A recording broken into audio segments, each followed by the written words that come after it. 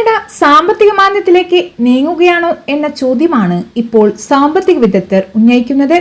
താരിഫുകൾ പിടിമുറുക്കുകയും കമ്പനികൾ ഉയർന്ന ചെലവുകളിലേക്ക് മാറിയെന്നതിനാലും തൊഴിൽ വിപണിയിലും കാര്യമായ മാറ്റങ്ങൾ പ്രകടമാകും. വരും മാസങ്ങളിൽ ആയിരക്കണക്കിന് തൊഴിലവസരങ്ങൾ ഇല്ലാതാകുമെന്നാണ് TD ഗ്രൂപ്പിന്റെ ചീഫ് ഇക്കണോമിസ്റ്റും വൈസ് പ്രസിഡന്റുമായ ബീറ്റ കരൻസി പറയുന്നത്.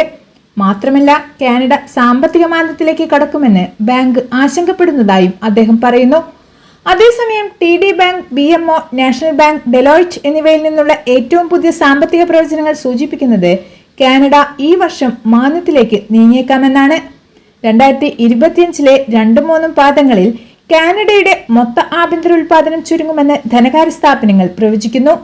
ബിസിനസ് പ്രവർത്തനങ്ങളിലെ ഇടിവ്, തൊഴിൽ നഷ്ടങ്ങളുടെ വർധനവ് എന്നിവ സാമ്പത്തിക മാന്ദ്യം വർദ്ധിപ്പിക്കുന്നതായും സാമ്പത്തിക വിദഗ്ധർ ചൂണ്ടിക്കാണിക്കുന്നുണ്ട്. സ്റ്റാറ്റിസ്റ്റിക്സ് കാനഡയുടെ ഏറ്റവും പുതിയ ഡാറ്റ പ്രകാരം തൊഴിലില്ലായ്മ നിരക്ക് ഏപ്രിലിൽ 6.9% വർദ്ധിച്ചുവെന്നും വരും മാസങ്ങളിൽ ഇത് ഇരട്ടിയാകുമെന്നും പറയുന്നു.